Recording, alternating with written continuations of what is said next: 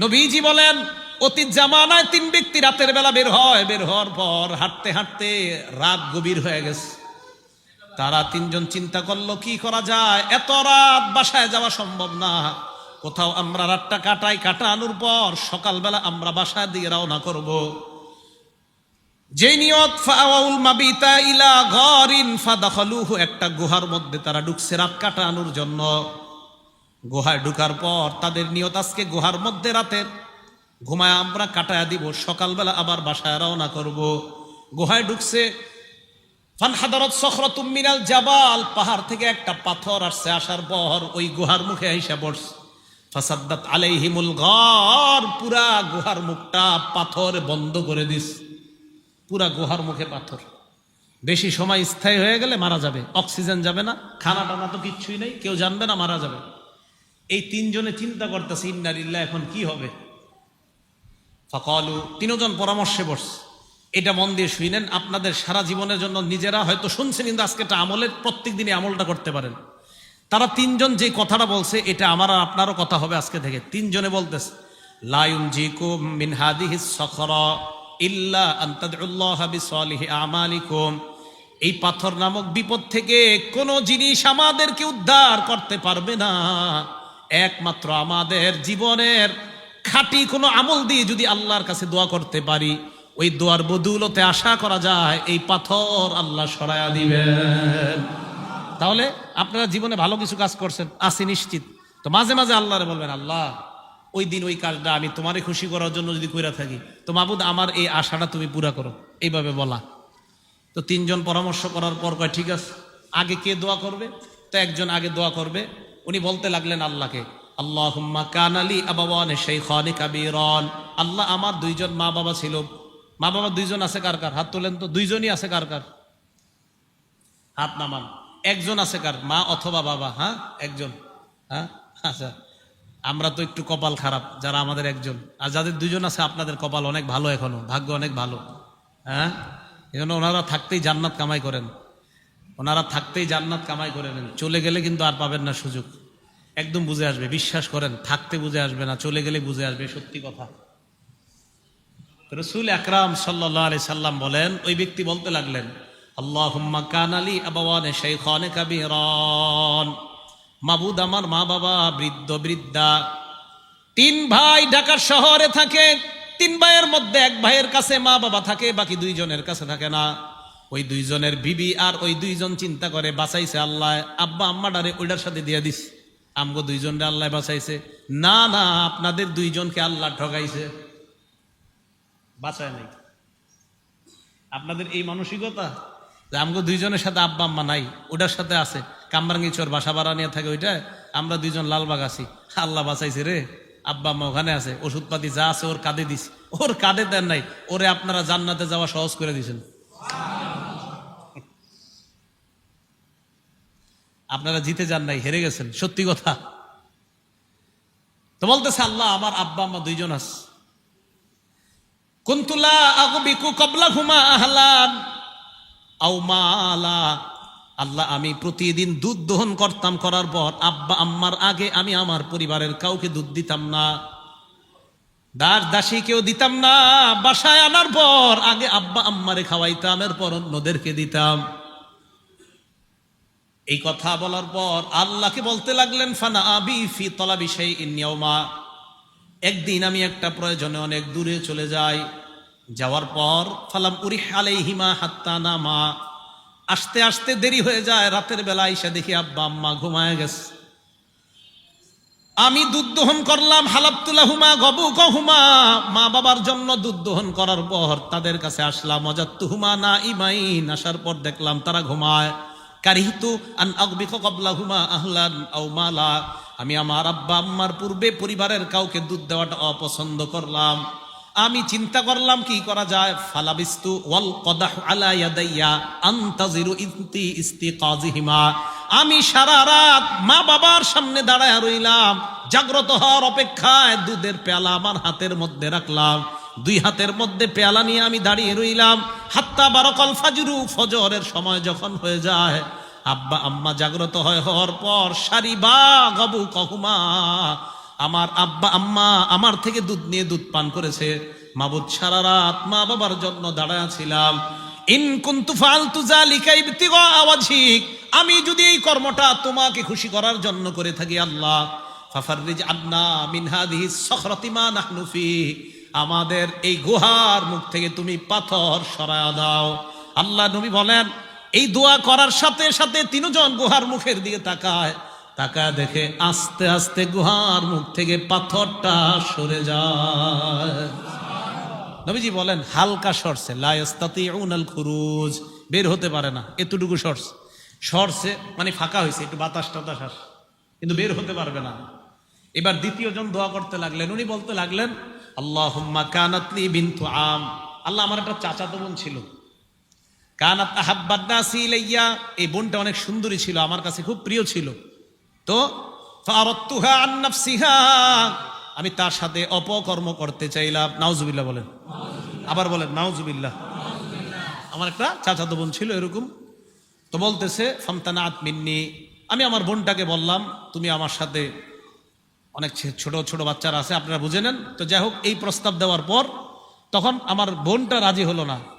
হাত্তা আলাম্মাত বিহা সানাতুম মিনাস সিনিনা, একবার কি হলো, 1 বছর দেশে দুর্ভিক্ষ লাগলো, এই দুর্ভিক্ষের কারণে আমার বোনের উপরে গজব লাগছে, মানে অভাব অনটন দেখা দিছে, টাকা পয়সার অভাব লাগছে। ফাজাআতনি, আমার কাছে আসছে, আইসা কয় আমার কিছু টাকা পয়সা দিয়ে সাহায্য করো। ফাআতাইতুহা 20 ওয়া 100 দিনার, আমি তাকে 120 দিনার স্বর্ণ মুদ্রা দিলাম। আলা আন তুখাল্লিয়া বাইনি ওয়া বাইনা নাফসিহা, এই শর্তে আমার সাথে ওই কর্মটা করতে রাজি হতে হবে, বলেন নাউজুবিল্লাহ। ফাফালাত, সে রাজি হয়ে গেছে। রাজি হওয়ার পর হাত্তা ইযা কদারতু আলাইহা, আমি যখন পরিপূর্ণ সুযোগ গ্রহণ করলাম, করার পর আমি যখন তার সাথে এই অন্যায় কর্মটা করব, বোনটা আমার দিকে তাকায় কয় লা উহিল্লু লাকা হাত্তা তাফুদ্দাল খাতামা ইল্লা বিহাক্কি, আমার মোহর ভাঙ্গার অনুমতি আমি তোমাকে দিতে পারি না, তোমার জন্য বৈধ মনে করি না, তুমি চাইলেই অপকর্মটা করতে পারো, তবে আমার মোহর আছে একটা, ওই মোহর আনা দিয়ে কোনো পুরুষ এখনো আমাকে বৈধ করে নাই, তুমিও বৈধ করো নাই, তুমি যদি মোহর আনা পরিশোধ করে বৈধ করতে পারো তাহলে এটা হবে বৈধতার শুরুত, অবৈধভাবে আমি তোমার জন্য এই কর্মটা অন্যায় মনে করতেছি।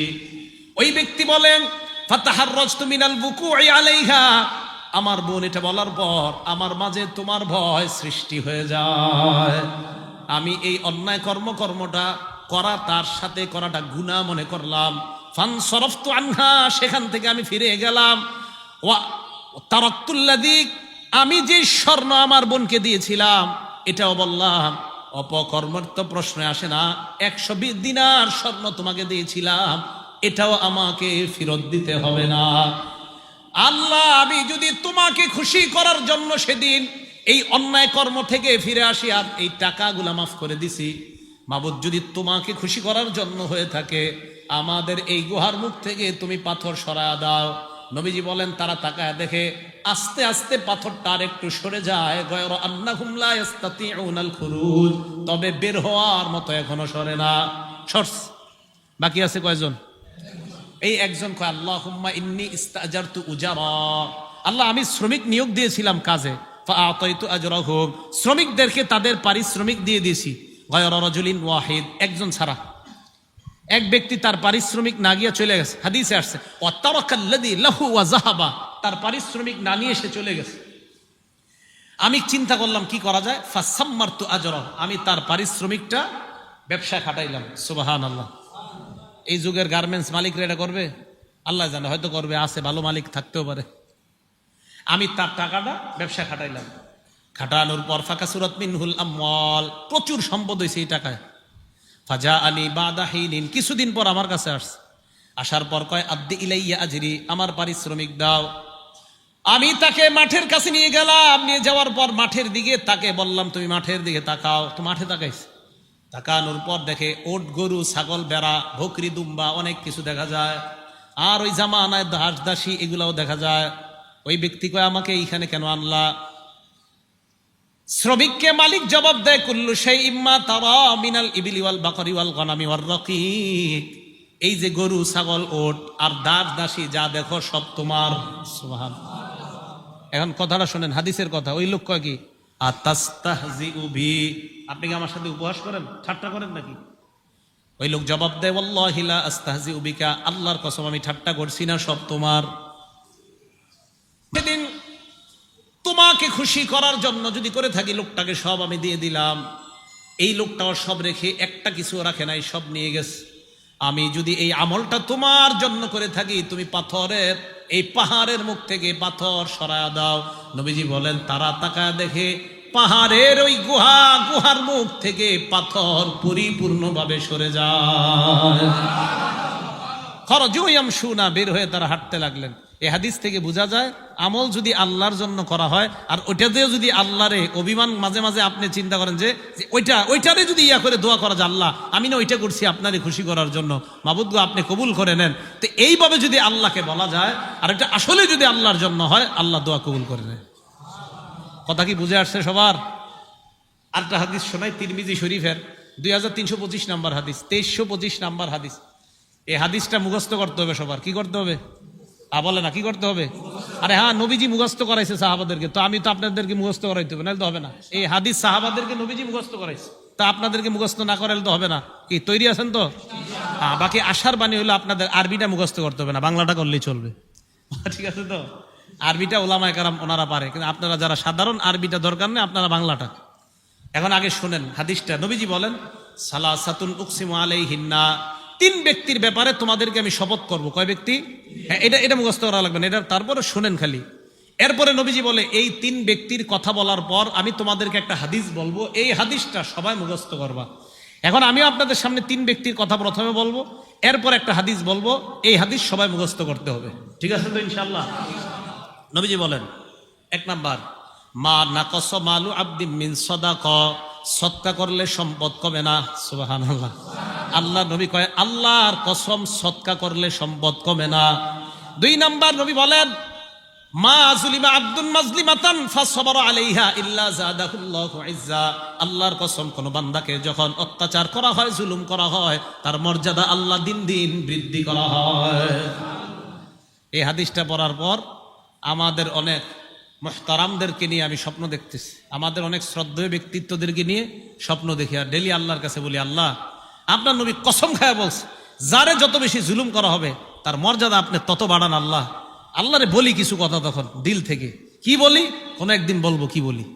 তো 2 নাম্বার, যাকে জুলুম করা হয় সে যদি ধৈর্য ধারণ করে, তার মর্যাদা আল্লাহ বাড়ায় দেয়।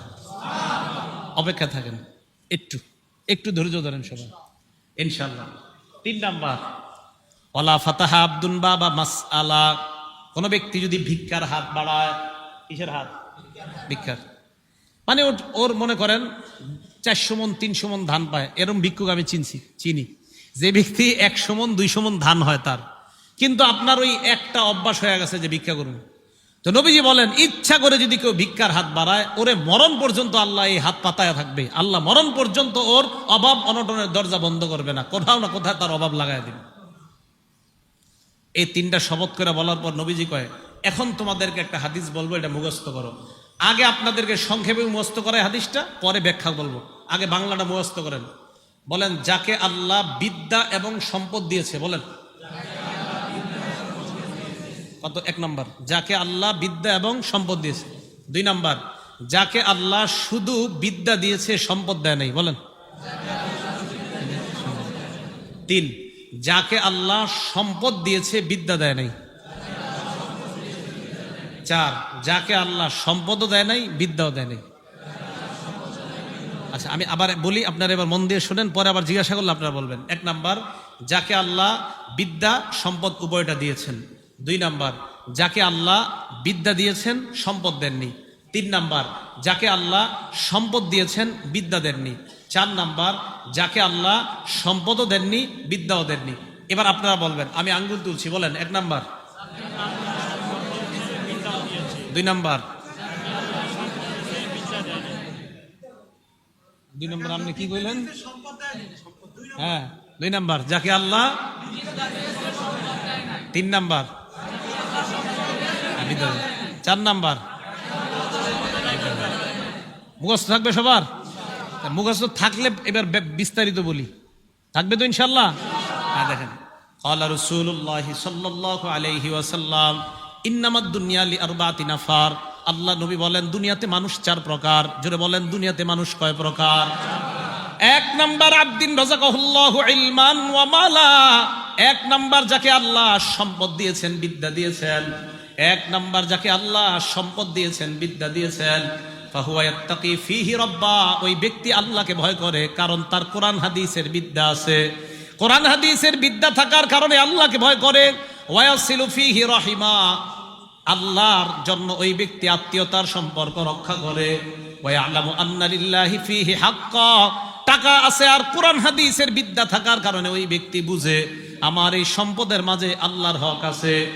তাহলে 1 নাম্বার, যাকে আল্লাহ বিদ্যা দিয়েছেন, সম্পদ দিয়েছেন। কোন আলেমকে যদি আল্লাহ বিদ্যা দেয় এবং সম্পদ দেয়, ওই আলেম তার বিদ্যার মাধ্যমে তার সম্পদ কোথায় খরচ করতে হবে এটা তার জানা আছে। আল্লাহ নবী বলেন ফাহুয়া বিআফজালিল মানাজিল। এই ব্যক্তি সবচাইতে শ্রেষ্ঠ মর্যাদাবান ব্যক্তি হয়ে যায়। সম্পদ আছে, টাকা আছে, কিন্তু সঠিকভাবে খরচ করে, এই ব্যক্তি শ্রেষ্ঠ ব্যক্তি। 2 ও আবদিন রাযাকাহুল্লাহু ইলমান ওয়া লাম ইয়ারযুকহু মালা। 2 নাম্বার, যাকে আল্লাহ বিদ্যা দিছে, সম্পদ দেয় নাই। এমন অনেক আলেম আছে, আলেমদের মধ্যে 90% মাশাআল্লাহ আলেম, খুব ভালো আলেম, এলেম আছে, কিন্তু টাকা নাই, আছে না? মসজিদের ইমাম সাহেবদের এদিকে বেতন কেমন দেন তা তো জানি না আমি। চিন্তা করে এই জায়গায় বেতন যত কম দেওয়া যায়, হ্যাঁ, এই চিন্তা চেতনা। ওলামায়ে কেরামকে মর্যাদা দিছে আল্লাহ, আপনারা দেন না কেন? এটা আমি মাঝে মাঝে চিন্তা করি। ওলামায়ে কেরামকে মর্যাদা দিছে কে? আরো জোরে কোন, কে দিছে? আল্লাহ দিছে। এই জায়গায় আমরা যারা আছি ইনশাল্লাহ আমরা ইমানদার না? আর ইমানদার কিনা?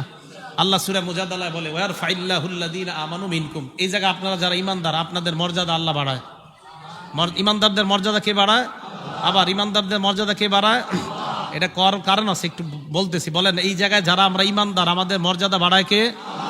আবার এই জায়গায় যারা ইমানদার, আমাদের মর্যাদা বাড়ায় কে? আচ্ছা, এই ইমানদারদের মাঝে আলেম আসেনি? এবার আল্লাহ কয় ওয়াল্লাযীনা উতুল ইলমা দারাজাত। তোমাদের ইমানদারদের মধ্যে যারা আলেম, তাদের মর্যাদা আরো অনেক উঁচু স্তরে আল্লাহ বেড়ায় দেয়। তা আলেমদের মর্যাদা আল্লাহ দিছে, আপনারা দেন না কেন? ইমাম সাহেবের বেতন বাড়াইতে প্রত্যেক মাসে কি যে এক ঝামেলা। হ্যাঁ, তাহলে ইমাম সাহেবের বেতন বাড়াইতে গেলে একটা পুরা মিটিং বসে, সপ্তাহব্যাপী মিটিং হয় না। 500, 1000 কি কয়? আরে 500 বাড়াও, 1000 এটা ঠিক না, 500 বাড়াও, 500ই তো হয়, 1000 কেমনে বাড়ায়? এটা নিয়ে মিটিং চলতে থাকে, পুরো 1 মাস চলে যায়। কি এক ঝামেলা। ওলামায়ে কেরাম, যার আখেরাত, আপনার যার আখেরাত ইমাম সাহেবের উপরে নির্ভর করে, আপনার আখেরাত শুদ্ধ না অশুদ্ধ, ওনার নামাজ ঠিক তো আপনার নামাজ ঠিক। ইমাম সাহেব সামনে দাঁড়ায়, আপনার আখেরাতের পুরা দায়িত্বটা নিয়ে ইমাম সাহেব সামনে দাঁড়ায়। কিভাবে এরকম কিপটামি আর কৃপণতা করেন যে ওনার বেতন বাড়াইতে গেলে 7 দিন আর 15 দিন মিটিং করেন? আপনার তো লজ্জা থাকা দরকার। যার আখেরাত নির্ভর করছে যে ইমামের উপর, ওনার ব্যাপারে মিটিং করতে হবে কেন? আমি খুব লজ্জা পাই এই বিষয়গুলো। যেই ইমাম সাহেবের, ওনার কারণে আপনার আখেরাত, উনি সামনে দাঁড়ায়, আপনার আখেরাতের পুরো দায়িত্বটা নিয়ে সামনে দাঁড়াচ্ছে একজন ইমাম। হ্যাঁ, আপনি জানেন আমি সামনে সাধারণত ভয়ে দাঁড়াইতে চাই না, সামনে যে দাঁড়াই না কেন, পিছনে হাজার হাজার মানুষের দায়িত্ব এটা। কিন্তু আমি মাঝে মাঝে ইমামদেরকে নিয়ে চিন্তা করি, একজন ইমাম কতগুলো মানুষের আখেরাতের দায়িত্ব নিয়ে সামনে দাঁড়ায়। ওনার ক্ষেত্রে মুসল্লিদের মধ্যে আমরা কি পরিমাণ চিন্তা চেতনা, আর যে কত টেনশন ইমামরে নিয়া, নাউজুবিল্লাহি মিন যালিক। বলেন, ইমামদেরকে সম্মান করবো তো ইনশাআল্লাহ? সম্মান করেন। সম্মান কেন সম্মান করবেন জানেন? ইমাম যেই জায়গায় দাঁড়ায়, ওই জায়গায় দাঁড়ায় নবীজি ইমামতি করতেন। হ্যাঁ, বলেন, ইমাম যেই জায়গায় দাঁড়ায় সেখানে দাঁড়ায় ইমামতি কে করতেন? আবার বলেন, যেই জায়গায় ইমাম সাহেব দাঁড়ায় ওখানে দাঁড়ায় ইমামতি কে করতেন? ঠিক আছে, সম্মান আরো কমানো না। যদি বুঝলেন তো ভালো কথা, না বুঝলে আর বুঝানো যাবে না। নবীজি যেখানে দাঁড়িয়ে নামাজ পড়াইতেন সেখানে ইমাম দাঁড়ায় নামাজ পড়ায়। আবার বলছি, নবীজি যেখানে দাঁড়িয়ে নামাজ পড়াইতেন এখানে ইমাম দাঁড়িয়ে নামাজ পড়ায়। তো ওনার সম্মান কিভাবে দিবেন আমি আর বুঝাইতে পারছি না, শুধু একটুকুই বললাম। যেখানে নবীজি দাঁড়িয়ে নামাজ আদায় করতেন, যেখানে নবীজি দাঁড়িয়ে সাহাবাদেরকে নামাজ পড়াইতেন, সেই জায়গাগুলোতে আল্লাহ তার নির্বাচিত বান্দাদেরকে দাঁড় করাচ্ছে। নবীওয়ালা দায়িত্বটা তার মাধ্যমে আল্লাহ পূরণ করতেছে। এখন তার সম্মান কিভাবে দিবেন আমি আর কিছু বলবো না, শুধু একটা কথা বলে গেলাম যে নবীজি যেই জায়গায় দাঁড়াইতেন সেখানে ওই ইমাম দাঁড়াচ্ছে, তার মর্যাদা কিভাবে দিবেন আপনারা চিন্তা করবেন। নবীজির মহব্বত করেন না সবাই? তো বোঝা যাবে করেন কিনা।